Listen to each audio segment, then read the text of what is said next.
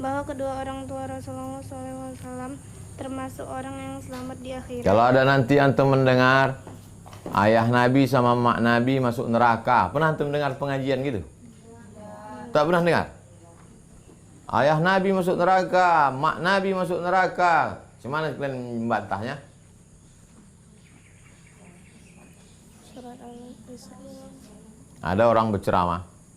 Judul pengajian kita malam ini, ayah Nabi masuk neraka, emak Nabi masuk neraka. Kalian diam aja. Kalian angkat tangan. Ustadz bodoh.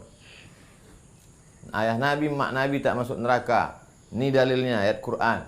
Ayat Quran muhkamat, pasti. Apa ayatnya? Bacakanlah, ingat ayatnya. Coba baca.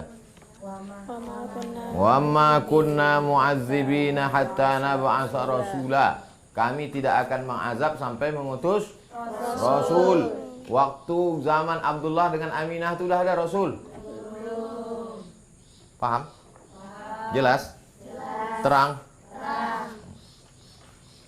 Terus. Karena status mereka berdua sebagai ahlul fatrah. Itu dia ahlul fatrah, lingkari bulat. Ahlul fatrah masa zaman kosong, belum ada nabi. Ahlul fatrah yaitu orang-orang yang jauh dari informasi Rasul sebelumnya dan tak mengikuti masa kerasulan berikutnya. Pendekatan ini dianggap konsep yang paling kuat sebagai dalil bahwa kedua orang tua Rasul adalah yang selamat. Sementara kaum Wahabi meyakini bahwa kedua orang tua Rasul masuk neraka dengan alasan hadis Sahih Muslim sebagai berikut. Ya Rasulullah, aina abi? Datang seorang laki-laki bertanya, bapakku di mana ya Rasulullah? Kata Nabi, di neraka. Falamma qafa, ketika dia pergi dipanggil Nabi, inna abi wa abaka finnar. Bapak kau, bapakku masuk neraka juga, kata Nabi. Bapak kau, bapakku masuk neraka juga. Ini kata mereka dalil bahwa ayah Nabi masuk neraka. Hadis di atas, perhatikan baik-baik. Ada penjelasan bahwa ayah Rasulullah dan ayah laki yang bertanya tersebut masuk neraka. Menghadapi hadis ini, para ulama memberikan jawaban. Apa jawabannya? Kalau dia berdalil dengan hadis ini, ayah Nabi masuk neraka, dalilnya mana? Nih, ayah kau, ayahku masuk neraka. Nih membantahnya. Baca bantahan. Pertama, hadis tersebut hadis ahad atau diriwayatkan melalui satu jalur yang bersifat zani, presumptif, dan bukan Qat'i pasti. Qat'i dalam kurung. Buat lingkaran. Pasti. Sedangkan ayat Al-Quran di atas bersifat qat'i. Kalau berjumpa antara zonni dengan qat'i, siapa yang menang? Qat'i. Ayat Quran, wa ma kunna mu'azzibina hatta nab'atsa rasula. Qat'i. Sedangkan hadis mengatakan bapak kau, bapakku masuk neraka. Zonni. Kalau berjumpa antara qat'i dengan zonni, siapa menang? Paham? Terus.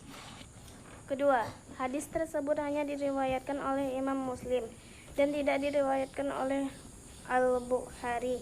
Beberapa hadis yang hanya diriwayatkan oleh Muslim terdapat kejanggalan dan menjadi pembincangan para ulama, antara lain hadis di atas.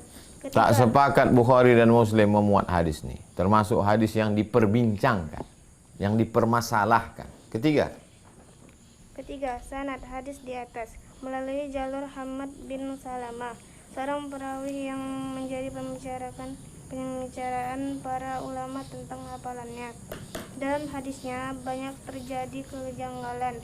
Menurut para ulama, kejanggalan tersebut terjadi karena anak tirinya menyisipkan hadis-hadis yang... Hamad bin Salamah punya anak tiri.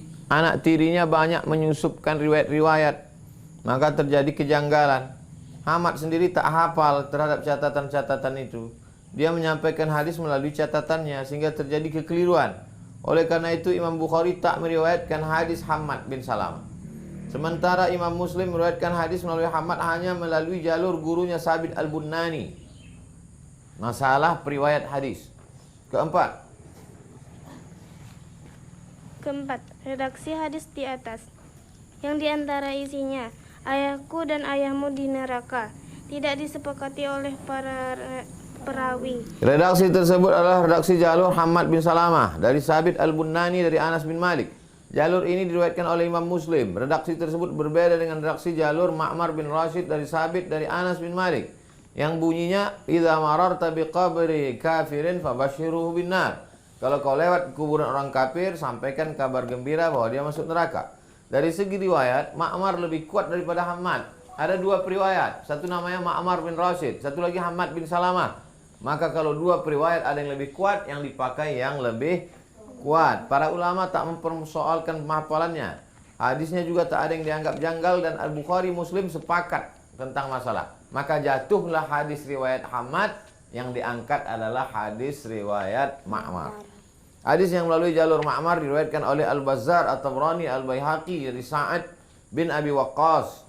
Hadis tersebut juga diriwayatkan oleh Ibnu Majah dari Abdullah bin Umar seperti dalam redaksi hadis Ma'mar. Dari sini akhirnya dapat diketahui bahwa redaksi pertama dalam riwayat Muslim termasuk hasil pengolahan perawi yaitu Hammad bin Salamah yang meriwayatkan hadis tersebut dengan maknanya sesuai dengan pemahamannya, sedangkan redaksi asalnya adalah seperti dalam riwayat Ma'mar. Hadis sahih apabila bertentangan dengan dalil-dalil lain yang lebih kuat, maka hadis tersebut harus ditakwil dan mendahulukan dalil-dalil yang lain lebih kuat sebagaimana dalam usul fikih.